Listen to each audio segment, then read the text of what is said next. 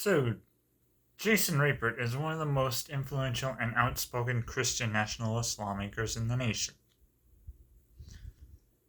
The state senator from Arkansas has repeatedly imposed his Christian conservative beliefs on all citizens of his state, and his contempt for religious equality is not only matched by his contempt for atheists and his constituents.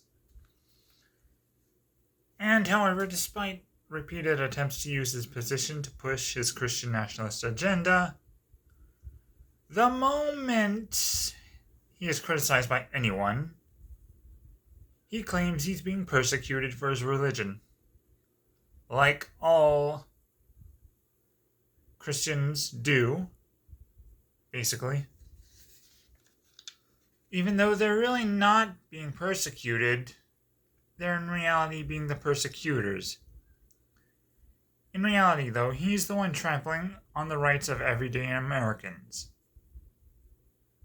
When his constituents challenged his theocratic bills on social media, he blocked them to escape accountability and criticism. Typical. Court after court ruled that that's not constitutional.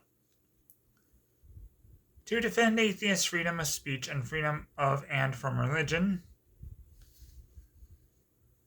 quite a few lawsuits were filed against him in 2018 by the American Atheists Organization. And last week, they scored yet another legal victory in the fight for equality.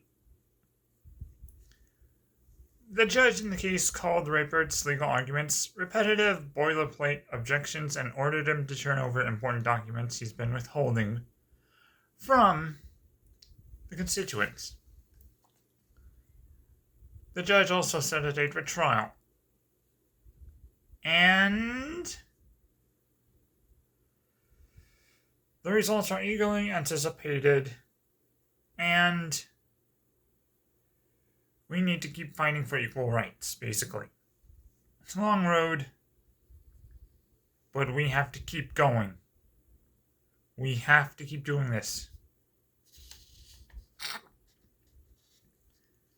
He and his anti-free speech brand of Christian nationalism, they need to be held accountable. And when the winds have to be kept going against people like him. Because the fight is about more than one lawmaker. Every atheist's right to speech and our ability to hold our lawmakers accountable is on the line. In his state, he sponsored a law requiring a Ten Commandments monument outside the state capitol. Help Forcing God We Trust displays into every classroom to indoctrinate kids, and introduce his state's outright abortion ban, with no exception for incest and rape, or even the health of the mother. And last month he called for a bill that would ban Arkansas from crossing state law. The ban would ban citizens of his state, basically, from crossing state lines to get abortion care. And that legislation is so extreme that the governor of his state, Asa Hutchinson, who signed his complete abortion ban into law, opposes it. But the senator's reach extends far beyond his state. He is one of the most extreme and dangerous Christian nationalist lawmakers in the nation.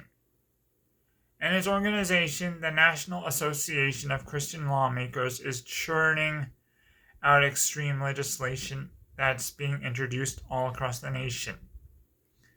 And if you thought the NIFB was bad, well, the NACL is just as horrifying.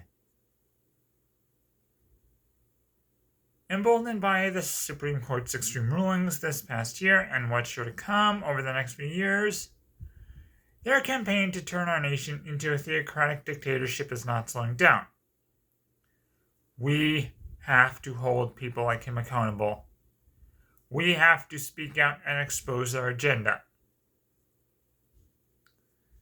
We, atheists, will not be silenced by people like him.